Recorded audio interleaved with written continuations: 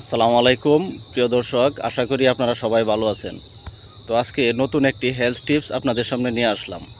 তো প্রথমে আমি আপনাদেরকে রিকোয়েস্ট করব, যারা আমার ইউটিউব থেকে ভিডিওটি দেখতেছেন সবাই আমার চ্যানেলটি সাবস্ক্রাইব করে দিবেন, এবং যারা পেজ থেকে দেখতেছেন সবাই পেজটি ফলো করে দিবেন এবং শেয়ার করে দিবেন। তো আজকে হচ্ছে আমি নতুন একটি হেলথ টিপস নিয়ে আপনাদের সাথে কথা বলবো, যে আপনারা খালি পেটে কি কি খাবার খাবেন না। অনেক সময় আমরা সুষম খাবার খাওয়ার পরেও কিন্তু শরীরটা অসুস্থ হয়ে যায়। তো এর কারণ হচ্ছে আপনার কোন সময় কোন খাবারটা খেতে হবে, এই নিয়মটা কিন্তু আমরা অনেকেই জানি না। তো অনেক সময় আপনার দীর্ঘ ব্রেকের পর অথবা আপনার সারা রাত ঘুমিয়ে সকালবেলা আপনারা কফি চা খান। তো চায়ের মধ্যে কিন্তু ক্যাফিন থাকে, যার কারণে আপনার অ্যাসিডিটির সৃষ্টি হয়, গ্যাসের সৃষ্টি হয় এবং বুক জ্বালাপোড়া করে কিংবা পেটে ব্যথার সৃষ্টি হয়। এজন্য আপনারা দীর্ঘ ব্রেক কিংবা সকালে ঘুম থেকে উঠেই চা পরিহার করবেন। তারপরে অনেকে আপনারা কোল্ড কফি, তারপরে হচ্ছে আপনার কোল্ড ড্রিঙ্কস, এগুলো এইসব খাবার খান সকালে ঘুম থেকে উঠে। বাচ্চাদেরকেও আপনার কোল্ড ড্রিঙ্কস খাওয়ান, এগুলো আপনার সম্পূর্ণ পরিহার করতে হবে।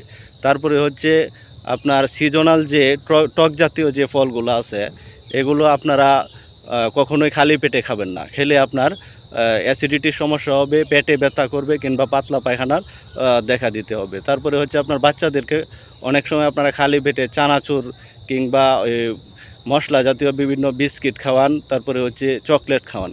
এই খাবারগুলো কখনো খাওয়ানো যাবে না।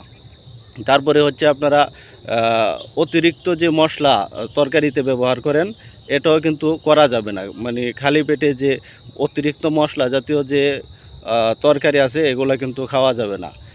তো খালি পেটে আপনারা কি খাবেন, আজকে শুধুমাত্র একটা অ্যাডভাইস আপনাদেরকে দিব। সেটা হচ্ছে আপনারা ঘুম থেকে উঠে 1 থেকে 2 গ্লাস পানি খেতে পারবেন। অনেকে আবার পানি বেশি খেয়ে ফেলেন, যে খালি পেটে বেশি পানি খেলে ভালো, এটা কখনোই না। আপনার পানিটা হচ্ছে সারা দিনে আপনার পরিমিত করে খেতে হবে। যেমন যদি সারাদিনে আপনার 3 লিটার পানি খান, সেটাকে আপনার ভাগ ভাগ করে খেতে হবে। 1 ঘন্টা 2 ঘন্টা পর পর অল্প অল্প করে খেতে হবে। তো আপনাদেরকে আজকে এই হেলথ টিপসটুকুই দিলাম। তো সবাই ভালো থাকবেন।